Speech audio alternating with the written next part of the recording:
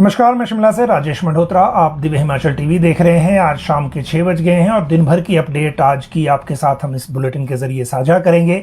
देखिए, हिमाचल में 3 विधानसभा क्षेत्रों में उपचुनाव चल रहा है और उसके लिए आज प्रचार का आखिरी दिन था। आज चुनाव प्रचार का शोर थम गया है। इस उपचुनाव के लिए जो वोटिंग है वो 10 तारीख को होनी है। 13 तारीख को रिजल्ट निकलेगा। ठीक इससे एक दिन पहले 12 तारीख को कैबिनेट की बैठक आ गई है और ये जो चुनाव की प्रचार के लिए या चुनावी गतिविधियों के कारण बीच में जो कामकाज एक स्लो बीच में हो गया था, उसके बाद अब 12 को जो कैबिनेट की बैठक है उससे जो रूटीन एक एक्टिविटी है राज्य सरकार में कामकाज की, वो दोबारा से बहाल हो जाएगी और उसके बाद जिन फैसलों को लेकर लोग इंतज़ार कर रहे हैं, उम्मीद है कि इस कैबिनेट की बैठक के बाद उन फैसलों को लेकर भी तेज़ी आएगी। इस कैबिनेट में मुख्य तौर पर क्या क्या निर्णय हो सकते हैं, संभावित एजेंडा क्या क्या हो सकते हैं, उसको लेकर भी आज बात करेंगे। और साथ में बात करेंगे जो एजुकेशन को लेकर राज्य सरकार ने एक बड़ा कदम उठाने का फैसला किया है शिक्षकों से रिलेटेड, और उसको लेकर आज क्या आदेश जारी हुए हैं ये भी आपको जानकारी देना ज़रूरी है। नीट को लेकर क्योंकि सुप्रीम कोर्ट में सुनवाई है, हिमाचल में बहुत सारे जो बच्चे हैं वो वेट कर रहे हैं कि नीट को लेकर क्या री एग्ज़ाम होगा या नहीं होगा। आज सुप्रीम कोर्ट में क्या क्या हुआ ये विस्तार से आपको जानकारी देंगे और आगे ये मामला किस तरफ को बढ़ रहा है वो भी एक आकलन इसमें से लेंगे। जहां तक टीजीटी जेबीटी की नियुक्ति की बात है, जो आज कुछ एजुकेशन डिपार्टमेंट से इंस्ट्रक्शन इशू हुई हैं, उससे आप इस नियुक्तियों को लेकर जो एक अंदाज़ा है वो लगा सकते हैं। अटल आदर्श विद्यालय पूर्व जयराम सरकार की एक योजना थी। 18 विधानसभा क्षेत्रों में जो ये स्कीम है उसके तहत स्कूल अप्रूव किए गए थे। ये जो एक तरह से बोर्डिंग स्कूल की तरह की व्यवस्था इसमें थी, इसमें हॉस्टल भी बने हुए थे। 3 विधानसभा क्षेत्रों में काम कंप्लीट हो पाया था, बाकी जगह काम कंप्लीट नहीं हुआ था। जिन जगह ये बनी हैं बिल्डिंगें, बहुत बड़ी बिल्डिंगें हैं, 135 से 140 करोड़ इन 3 जगह खर्च हुआ है। और इसके बावजूद अब राज्य सरकार ने इन्हें पीपीपी मोड में प्राइवेट जो एजेंसियां हैं उनको चलाने के लिए देने का फैसला किया है। ये आगे जानकारी इसकी बताएंगे आपको। जेपी नड्डा ने किस बारे में बैठक बुलाई है ये भी आपको जानकारी देंगे और ये उनके जो अपना मंत्रालय है उससे रिलेटेड है, जिसमें हिमाचल भी पूरी तरह से कनेक्टेड है। नालागढ़ में आज सचिन पायलट थे। ये जो चुनाव प्रचार में स्टार प्रचारकों का एक दौर था, आखिरी दिन इनको बुलाया गया था। मुख्य सचिव विदेश जा रहे हैं, उससे पहले और कितने दिनों के लिए जाएंगे और किन किन फैसलों का उससे पहले इंतज़ार है वो बात करेंगे। एमए भगवत गीता में एमए का जो कोर्स है वो इग्नू ने लॉन्च किया है और ये अपने आप में एक नई पहल है। इसकी जानकारी आपको देना ज़रूरी था। बीए फाइनल ईयर का रिजल्ट आ गया। आपने इससे पहले देखा था कि बीएससी और बीकॉम फाइनल का भी आ गया था, बीए फाइनल ईयर का बचा था। ये रिजल्ट की अपडेट आज आपको देंगे। साइबर ठगी पर पिछले एक हफ्ते में एक सेम मोडस ऑपरेंडाई के तहत लोगों को फंसाने का काम चल रहा है। इसीलिए प्रदेश के लोगों को जागरूक करने के लिए, क्योंकि जो साइबर सेल से हमारे पास एक अलर्ट आया है वो लोगों तक पहुंचाने और इस तरह की ठगी से बचें, इसलिए ये जानकारी आपके साथ साझा करने के लिए साइबर ठगी का एक यूनिक केस आपको बताएंगे और मौसम को लेकर जो अपडेट है उसकी जानकारी भी आपको देंगे। देखिए, प्रेजेंटली अभी अगर हम बरसात की बात देखें तो अब बरसात गति पकड़ रही है, क्योंकि शुरुआत उतनी तेज़ नहीं हुई थी और अगले 5 दिनों तक बारिश के आसार अब बने हुए हैं। अगले 5 दिन बारिश होगी। येलो अलर्ट इसके लिए मौसम विभाग ने जारी कर रखा है। पिछले 24 घंटे के दौरान भी कई जिलों में बारिश हुई है और इसके कारण मंडी में 187, कांगड़ा में 145, शिमला में 112 मिलीमीटर जो औसत बारिश हो चुकी है। प्रदेश में 70 सड़कें, 84 ट्रांसफार्मर और 51 पेयजल योजनाएं अभी बंद हैं, इसके कारण जो अभी मौसम का इम्पैक्ट है उसके कारण। अब आपको साइबर ठगी के एक अलर्ट के बारे में जानकारी देंगे। देखिए, साइबर ठगी एक अब यूनिक ट्रेंड हो गया है और जो लोगों को बड़ी आसानी से बेवकूफ़ बनाने या क्योंकि पैसा कमाने का ये सबसे इजी तरीका है। जब से हम जो ये डिजिटाइजेशन वाला जो प्रक्रिया है इसमें गए हैं, जब से अकाउंट जो बैंक अकाउंट को मोबाइल से जोड़ दिया गया है, इसके बाद इस तरह के मामले अचानक बढ़े हैं। अभी अगर हम बात करें तो एक नया ट्रेंड सामने आ रहा है। व्हाट्सएप कॉल के ज़रिए अलग अलग कॉल पूरे प्रदेश में लोगों को आ रही हैं और इसमें शुरू में +92 कोड लगा होता है। ऐसा लगता है कि इंडिया से बाहर का नंबर है, जबकि वो विद इन इंडिया से ही हो रहा होता है और व्हाट्सएप नंबर भी इसका क्लोनिंग के जरिए ऑपरेट होता है। कॉल करने वाला जो है वो पुलिस की वर्दी उसके डीपी में दिखेगी आपको, जो वो कॉलर है, और कॉल पे ही सबसे पहले, क्योंकि उनके पास डाटा होता है, किसी न किसी प्लेटफॉर्म से ये लीक होता है डाटा, और इस डाटा के जरिए उनको ये पता होता है कि जिस कॉलर को हम फ़ोन कर रहे हैं उसके कितने बच्चे हैं या उस बच्चे की उम्र क्या है। और फिर वो अगर लड़का है तो लड़के के लिए कहेगा कि आपका बेटा जो है किसी गलत काम में पकड़ा गया है, अरेस्ट हो गया है, और इसको छुड़ाने के लिए इतने पैसे दीजिए। सेम बात लड़की के लिए भी उसी तरह से कही जा रही है, जहां स्कूल गोइंग, कॉलेज गोइंग लड़कियां हैं, और बहुत सारे लोग इस ठगी का शिकार बन रहे हैं। अब इसमें एक सबसे हाईटेक टेक्निक क्या यूज़ हो रही है कि जो वॉइस क्लोनिंग हो रही है, साथ पे फ़ोन के ज़रिए अगर उस बच्चे की वॉइस उनको अगर कॉपी मिल जाती है तो वो वॉइस पे बात करवाई जा रही है उस बच्चे की, जबकि वो बच्चा आपका होता ही नहीं, कि फिर वो उसी वॉइस में वो कहता है कि मुझे लोगों ने पकड़ लिया है, मैं पुलिस के पास हूँ, और जमानत के लिए या जो भी वो बहाना बनाए, कहानी बनाते हैं इसके लिए जो रियल लगे, तो वॉइस क्लोनिंग होती है और ऐसा लगता है कि सच में उसी बच्चे से बात हो रही है, जबकि वो नहीं होती। तो सबसे पहले तो ये कि जो साइबर के लोग हैं उनका ये कहना है कि अनजान नंबर से अगर कॉल आए, चाहे वो नॉर्मल कॉल पे हो चाहे व्हाट्सएप पे हो, तो उसको उठाएं ही ना। ये सबसे पहला ज़रूरी है। अगर आपने फिर भी उठा लिया है तो पहले कंफर्म करें कि क्या ऐसा सब कुछ है या नहीं है, और अगर ये फ्रॉड की चीज़ हो तो इसको पहले तुरंत साइबर हेल्पलाइन जो है 1930 या फिर नज़दीक का जो पुलिस थाना है वहाँ सूचना ज़रूर दें, ताकि उस नंबर को साइबर वाले ब्लॉक कर सकें और इस तरह से ठगी के झांसे में ना आए। ये एक जो आजकल ठगी का तरीका चल रहा है उसकी जानकारी देना ज़रूरी था। अब आप देखिए कि एक जो रिज़ल्ट है बीए फाइनल ईयर का वो आज घोषित हुआ है, और इसमें टोटल 15,724 बच्चे बैठे थे। 93% के आसपास ये रिज़ल्ट रहा है, और इससे पहले 2 रिज़ल्ट घोषित हो चुके हैं। जहां तक बात टॉप 3 की है वो अभी डिटेल आ रही है यूनिवर्सिटी से, तो कल आप उसको विस्तार से देख भी सकते हैं अखबार में ही, क्योंकि उसमें फिर फर्स्ट सेकंड थर्ड जो है वो अलग अलग उसमें होंगे। श्रीमद् भगवत गीता में MA ये इग्नू ने एक नया प्रयास किया है। शिमला में जो इनके सहायक समन्वयक हैं अध्ययन केंद्र इग्नू के सुरेंद्र चौहान, उन्होंने ये जानकारी दी है। इसमें अलग अलग सर्टिफिकेट और डिप्लोमा और स्नातक पोस्ट ग्रेजुएट कोर्स अलग अलग हैं, लेकिन MA श्रीमद् भगवत गीता ये नया कोर्स शुरू हुआ है, इस सत्र से शुरू हो रहा है। जो फीस है वो 12,600 रुपये है। 6300 की जो साल की फीस देनी होगी, और कोर्स के लिए उम्मीदवार किसी मान्यता प्राप्त संस्थान से ग्रेजुएट होना ज़रूरी है। 80 क्रेडिट का ये कुल है। 15 जुलाई तक दाखिला ले सकते हैं। विस्तार से खबर आप कल अखबार में देख सकते हैं। इसके बाद बात करें चीफ सेक्रेटरी की, तो वो विदेश जा रहे हैं। 13 जुलाई से इनका शेड्यूल है और वो साउथ अफ्रीकन रीजन में जा रहे हैं 1-2 कंट्रीज़ में, और 1 हफ्ते का ये प्रवास है, और उसके बाद लौट आएंगे। इससे पहले सेक्रेटरी फाइनेंस जो थे जिनके पास PWD का चार्ज था, अभिषेक जैन, वो निजी अवकाश पर 2 महीने के लिए US जा चुके हैं, जबकि अभी जो मुख्य सचिव जा रहे हैं वो सिर्फ 1 हफ्ते के लिए है। अगली बात ये कि जो नालागढ़ में आज सचिन पायलट थे। देखिए, विधानसभा उपचुनाव 3 सीटों पर है, और 3 सीटों का जो ये उपचुनाव है इसकी बात कर लें फिर तो चुनाव प्रचार की बात भी इसी में हो जाएगी। और नालागढ़, हमीरपुर और देरा में 10 जुलाई को वोटिंग होनी है। आज शाम 4 बजे ये जो चुनाव प्रचार है वो थम गया। जो लोग बाहर से वहाँ प्रचार कर रहे थे वो बाहर आ गए, और अलग अलग जगहों पे, जैसे देहरा में मुख्यमंत्री, हमीरपुर में कोई और थे, वहाँ उसी तरह से कांग्रेस की तरफ से नालागढ़ में आज जो हैं वो सचिन पायलट थे, उप मुख्यमंत्री भी थे। तो इस तरह से ये अलग। जहाँ तक बीजेपी की बात है, बीजेपी ने भी जयराम ठाकुर को नालागढ़ लगा रखा था, बिंदल को देहरा में, और हमीरपुर में अनुराग ठाकुर को। तो ये कंसंट्रेशन चुनाव की इस बार उस तरह की थी, और अलग अलग तरह के आकलन इस उपचुनाव को लेकर किए जा रहे हैं। मुख्यमंत्री का कहना है कि हम 3 सीटें जीतेंगे, हमारी टैली 41 हो जाएगी। ऊपर से बीजेपी कह रही है कि 3 सीटें नहीं, क्योंकि हर लोगों को झूठे आश्वासन देने की कोशिश की गई है, तो लोग बीजेपी का साथ देंगे और हमारी जो विधायकों की टैली है वो बढ़ेगी। तो इस तरह के दावे प्रति दावे अभी चल रहे हैं। 21 मतदान केंद्र इन देहरा में 100 हैं, हमीरपुर में 94, नालागढ़ में 121। अगर वोट की बात करें तो टोटल लगभग 2,60,000 वोटर 3 चुनाव क्षेत्रों में लोगों को चुनेंगे। सबसे ज़्यादा 94,755 वोटर नालागढ़ में हैं।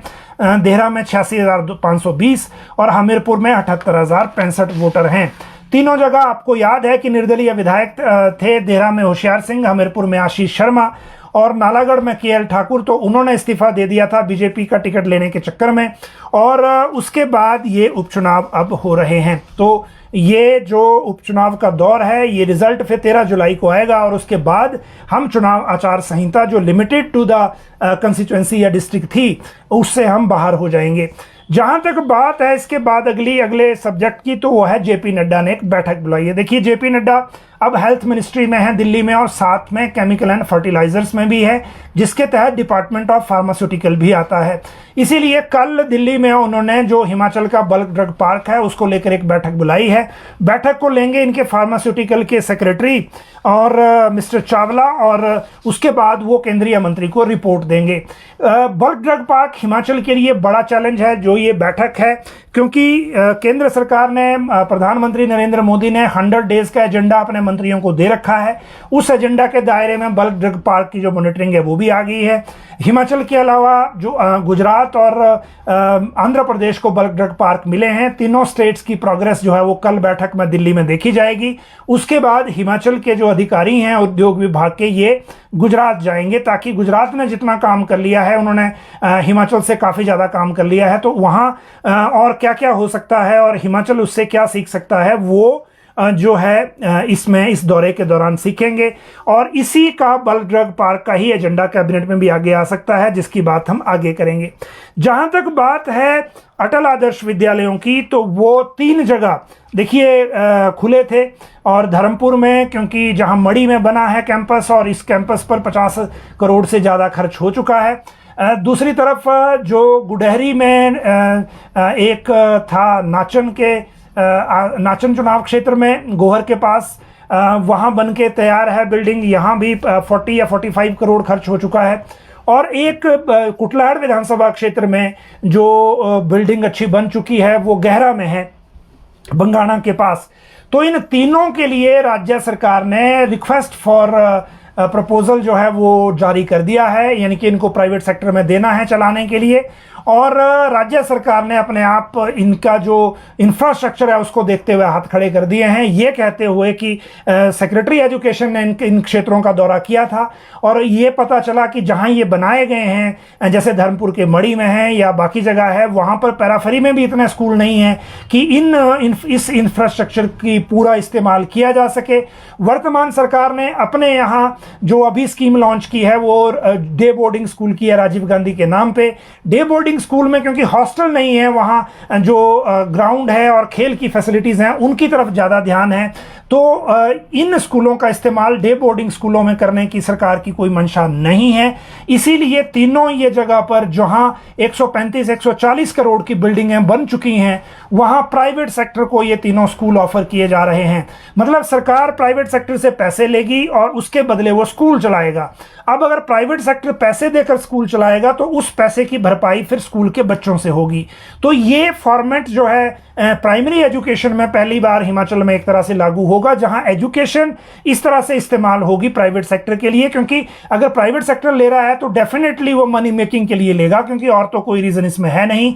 पीपीपी मोड में है, चाहे मोड जो मर्जी है, लेकिन अगर प्राइवेट सेक्टर को बीच में इन्वॉल्व करना है तो फिर ये नया प्रयोग किस तरह से आगे रहेगा, किस तरह से चलेगा, उसके लिए भी थोड़ा इंतजार करना पड़ेगा। दूसरा इसमें क्रूशियल पॉइंट है 24 तारीख की डेट, क्योंकि सचिवालय में एक बैठक बुलाई गई है जो इंटरेस्टेड पार्टीज हैं उनके साथ, राज्य सरकार की शिक्षा विभाग, शिक्षा सचिव की, ताकि वो उनसे बात करें कि अगर उनको ये स्कूल चाहिए, ये इंफ्रास्ट्रक्चर चाहिए उनको, तो वो राज्य सरकार को बदले में क्या ऑफर कर सकते हैं। उसी दौरान ये म्यूचुअल शर्तें तय होंगी कि किस तरह से ये पीपीपी मोड में सारा काम चलेगा। अब बात करते हैं शिक्षकों को लेकर बड़े फैसले की। देखिए, आज एजुकेशन डिपार्टमेंट ने 3 चिट्ठियां जारी की। इन चिट्ठियों का मैं आपको बताऊं, इससे पहले आपको बता दें, हमने आपको 2-3 दिन पहले फ्राइडे को, शायद लास्ट फ्राइडे को यह जानकारी दी थी कि हिमाचल में शिक्षा के क्षेत्र में बड़े बदलाव होने जा रहे हैं, जिस दिन शिक्षा मंत्री ने अपनी रिव्यू बैठक भी की थी। अब 2 तरह के बदलाव हैं। एक तो एक जिला में एक पायलट प्रोजेक्ट शुरू हो रहा है, जिसमें कंसोलिडेशन ऑफ स्कूल शुरू किया जा रहा है, ताकि जिन स्कूलों में एनरोलमेंट नहीं है उनको बंद करके जिन स्कूलों में है है उन्हीं में ज़्यादा मदद दी जाए।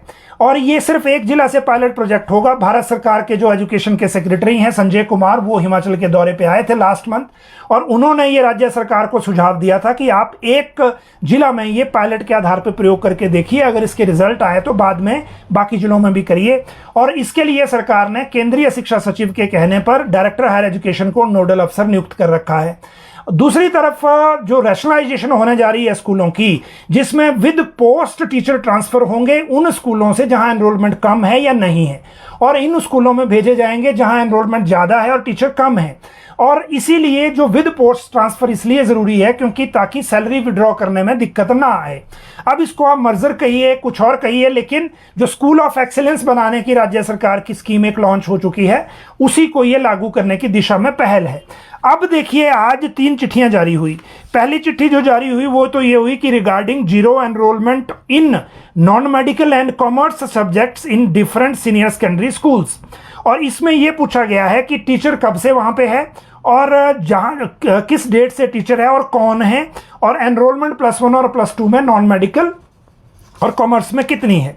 दूसरी चिट्ठी है जी कि जो एनरोलमेंट है +1 और +2 की, regarding information of class wise subject wise enrolment in +1 and +2 classes, sanction strength and surplus lecturers, मतलब लेक्चरर कितने हैं, सरप्लस हैं कि कम है, ये भी बताना होगा, और एनरोलमेंट कितना है वो भी बताना होगा। एनरोलमेंट के लिए डेट रखी गई है जो उससे पहले बताना है 31/8/2018 के जो नॉर्म्स थे, विद इन उन नॉर्म्स के मुताबिक 1 हफ्ते के भीतर ये रिपोर्ट भेजने को कहा गया है। अब तीसरी बात इसमें यह है, regarding providing latest class wise subject wise enrolment in senior secondary schools of the state as on 31/7/2024। 31/7/2024 तक जो आपके पास एनरोलमेंट है उसको 15 दिन के अंदर कन्वे करना है। फिर ये एनरोलमेंट जब आएगी उसके बाद सरकार ये डिसीजन लेगी कि जो नियुक्तियां हैं रैशनलाइजेशन वाली या टीजीटी की सीनियर सेकेंडरी स्कूल में, जो बैच वाइज वाले भी इंतजार कर रहे हैं, वो किस तरह से आगे चलेंगी, किस तरह से गवर्न होंगी। तो जो नियुक्तियां हैं बैच वाइज वाली, वो भी इसमें संकेत समझ सकते हैं कि जैसे बार बार लोग व्हाट्सएप के जरिए पूछ रहे हैं कि क्या 3 दिन के भीतर फाइल आ जाएगी, क्या सच में स्टेशन लग गए हैं। अभी आप देखिए कि पहले तो कैबिनेट का इंतजार करिए, उसके बाद अगली बात होगी कि किस तरह से चीजें आगे बढ़ती हैं। रेगुलर अपॉइंटमेंट चाहे कॉन्ट्रैक्ट की अपॉइंटमेंट है, प्रेजेंटली सिस्टम स्लो है, उसमें इतनी जल्दी ये अपॉइंटमेंट नहीं होगी क्योंकि उसकी कई वजह हैं, बहुत सारी वजह हम इससे पहले डिस्कस कर चुके हैं। और इसीलिए इन चीज़ों में जहां भी ऐसी अपॉइंटमेंट है जो कॉन्ट्रैक्ट के जरिए हो रही है और बाद में रेगुलर में कन्वर्ट होने वाली है, अभी जो स्पीड मिलेगी आपको नई भर्तियों में वो मिलेगी जहां रेगुलर अपॉइंटमेंट नहीं है। मान लीजिए अगर नर्सरी टीचर है जो आउटसोर्स पे होनी है, तो वो देखना अगले हफ्ते इसका रिक्विजिशन लेटर जाएगा और वो भर्ती शुरू हो जाएगी। अगर जल शक्ति विभाग में पैरा वर्कर भर्ती होने हैं तो वो जल्दी हो जाएगी। अगर फॉरेस्ट में वन मित्र रखे जाने हैं तो वो जल्दी हो जाएगी। लेकिन जहां कॉन्ट्रैक्ट और इन फ्यूचर रेगुलर होने वाली भर्तियां हैं, उन भर्तियों में स्लोनेस दिखेगी। और उसकी वजह यह है कि आने वाले दिनों में जिस तरह से हम अपने राज्य की वित्तीय स्थिति को देख रहे हैं, नेक्स्ट फाइनेंशियल ईयर बहुत चैलेंजिंग है। सरकार अपना जो ये कैलकुलेशन है इसको ओल्ड पेंशन के हिसाब से भी देखना एक मजबूरी है अब, क्योंकि अगर ट्रेजरी ड्रेन हुई तो पेंशन के चक्कर में सैलरी का संकट आएगा, और इसीलिए इन चीज़ों को मैनेज करना ज़रूरी है। मैनेज इसलिए क्योंकि ट्रेजरी अलाउ करेगी, जितना जितना अलाउ करती जाएगी वैसे वैसे स्टेप होंगे, इमीडिएटली कुछ कहा नहीं जा सकता। लोनिंग ऑलरेडी बैड पार्ट पे है क्योंकि जितनी परमिशन है उतना आधा हम ले चुके हैं और अभी दिसंबर तक का वक्त काटना है, टाइम बहुत लंबा है। तो इन सारी चीज़ों को देखते हुए ये चीज़ें चल रही हैं। फिर भी जल्दी हो जाए ये तो हम कोशिश कर रहे हैं, जहां जहां बात रखनी है, जहां जहां पूछना है, जहां जहां फीडबैक देना है, लेकिन इंतजार अभी करना होगा। जहां तक कैबिनेट की बात है तो कैबिनेट, क्योंकि आज चुनाव प्रचार थम गया, लोग वापस आ जाएंगे। कल का दिन एक होगा, 10 तारीख को वोटिंग होगी, 11 तारीख ऑफ डे है, 12 तारीख को कैबिनेट की बैठक सचिवालय में रखी गई है। और इस बैठक के बाद 13 को रिजल्ट आ जाएगा। रिजल्ट दिस वे और दैट वे जो भी रहे, लेकिन राज्य सरकार की वर्किंग उस रिजल्ट के बाद ही आगे गति पकड़ेगी, ये लगभग क्लियर है। अगली बात अगर हम करें तो जो जो नीट का एग्जाम है उसको लेकर आज सुप्रीम कोर्ट में सुनवाई थी। हिमाचल में भी बहुत सारे लोग, बहुत सारे बच्चे इसका इंतजार कर रहे हैं कि फाइनली क्या होगा।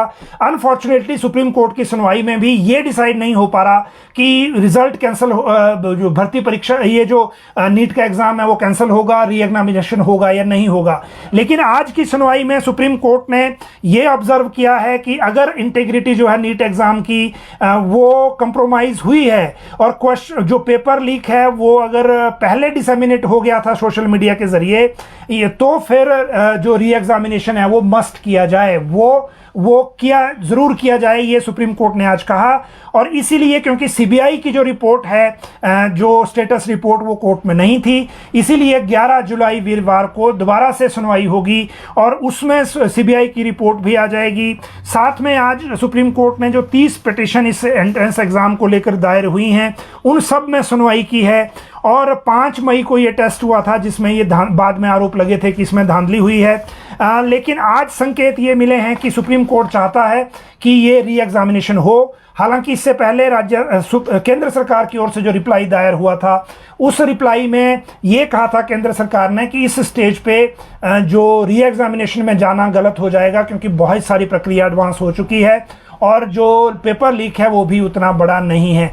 अब 11 तारीख का हमें इंतज़ार करना है लेटेस्ट बाय लेटेस्ट कि जो नीट है वो री एग्ज़ाम होता है या नहीं होता है, फिर काउंसलिंग प्रोसेस आगे बढ़ेगा। तो ये आज की कुछ प्रमुख बातें थी। बाकी जो इस सप्ताह से चीज़ें रेगुलेट होना शुरू हो जाएंगी, जैसा मैंने आपको बताया कैबिनेट की बैठक आ रही है, आगे जो चीज़ें आएंगी वो बात करेंगे। आपके कोई कमेंट है तो इसी कमेंट बॉक्स में ज़रूर डालें ताकि हमें थोड़ा फीडबैक मिले और हम उसके बाद आगे उस पर काम करना शुरू करें। आप सब लोग लाइव जुड़े, बहुत बहुत शुक्रिया।